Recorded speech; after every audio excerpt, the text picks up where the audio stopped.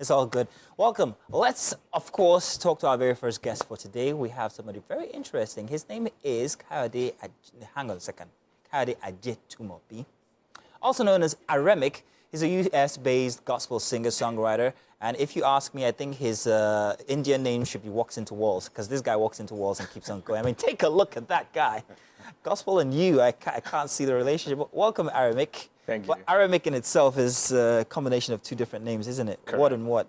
It's a combination of my Oriki, Aremu, Michael, my first name. Okay, you said the word Oriki there. I'm not going to make you recite everything, unless you absolutely want to.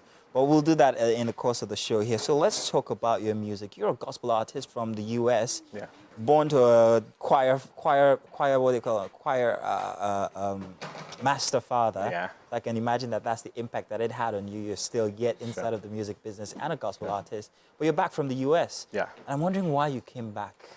So I'm visiting, actually. You're visiting, grand. Okay. To get some things done. Music, especially the gospel, you can't stay in one place. You have to move. You have to preach it.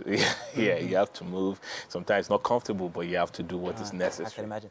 For a moment there, I thought that you were back to actually see what possibilities and advantages you can take of the Nigerian climb currently, because people know that we tune into gospel, especially when we are in need of something. People are closer to God when they want something. So Nigerians might be experiencing a high when it comes to attendance in churches, perhaps, and also closeness to God. I might be wrong, but are you taking advantage of that as a gospel artist back in Nigeria from the U.S.? No. You're not? No. Man, there's money to be made there, but it's okay. But yeah, you're not taking advantage of that. Is there anything wrong if you did anyhow? So I feel the gospel is consistent whether you're in need or you have plenty. The gospel is the same. Nice. So if you look at the journey of the Israelites, there are times where there are challenges. The challenges were to make them turn back to God. And when they turn back to God, when things start getting smooth again, they forget again. Forget about God, So it's important for us to have a constant in our life, and that constant has to be God.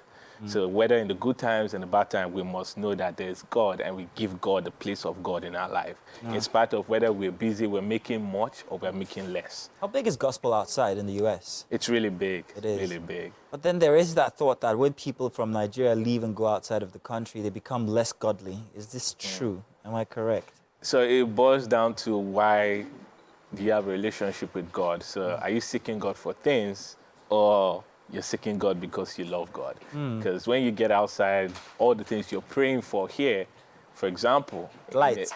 An example, you have everything on the platter of gold, and you have to walk though. You have to walk. That's a for sure thing you have to do. So you have to walk. You get all of those stuff that you don't have to pray for, those things you prayed for before. Now, would you still seek God? That's the real test. When God has provided everything you're praying for, and you're not like, what do I want to ask God for?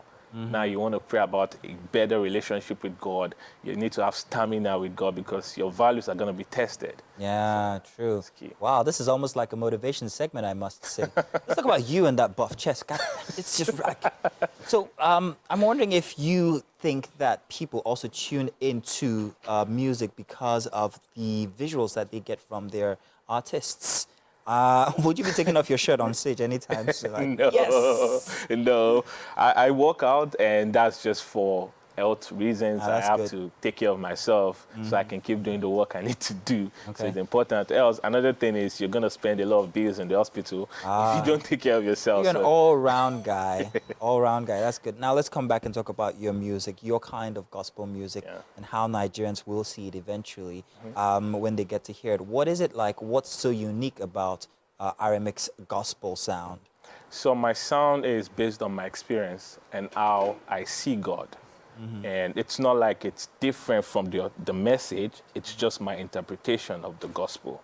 So the last song I did, Sweet Communion, it's about intimacy with God. And everything boils down to intimacy with God. If you have an intimate relationship with God, whether the sun is shining or it's dark, you're still going to remain the same, because it's not about what's happening outside. It's about God, and God is constant. Are you married? Yes. You are married. It's a different kind of generation we have currently, and people often want to be human and still be related to God in some sort of way. There are very many moral regulations that one must follow as anyone who claims to be godly. And for young people, it's very difficult, especially when you have to talk about the moralities that surround relationships and dating and all of that. How people should conduct themselves, whether they should actually go all into certain activities that, well, the Bible would say are reserved for married people. How do you navigate that as a gospel artist with fans who are young, who are experiencing these kinds of expressions from themselves? So I feel one thing is you don't want to isolate yourself, because when you isolate yourself, you're giving yourself room to be defeated. You want to have a community, have community with friends, and have people that are ahead of you. They can advise you on how to handle the pressure of life, because pressure is going to come. It's important for you to know so you can prepare when it comes. You're not falling down. And particularly, I'm talking about the kind of pressure that comes with growing up, the kind of pressure that comes with wanting to be with another person even while you're still a godly person. And I'm talking about male-female relationships. Yeah. How far can that pressure push you? And what is the allowance in this day and climb that one can take or one can be allowed to have when it comes to dating? So I'll say you can date. Gospel allows you to date. There's nothing wrong with dating, but you have to set boundaries too, because you don't want to just messing yourself up. And if you, as a Christian, you should know the values of a Christian, and you should know that, okay, you're being tempted, talk about it with someone. You're not the first person that is going to be tempted. There's nothing new actually under the sun. Someone has gone through it before, and they can tell you how to navigate it. There are times where you actually do fall, but don't stay on the ground, get back up. So it's very important for you to know and get advice. People have made these mistakes before, and they can advise you on how to go about it. Does your music have this entailed in its expressions as well? Do you tell people it's okay to be human? You can fall, but rise up again, because God is a forgiving God. Right now, I don't have any song yet about that, but I know songs.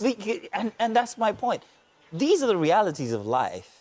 And even inside of gospel music, I think that these should be attended to. But not everybody's doing that. Everybody's talking about how you should be close to God and do this and do that, and, you know, worship and stuff.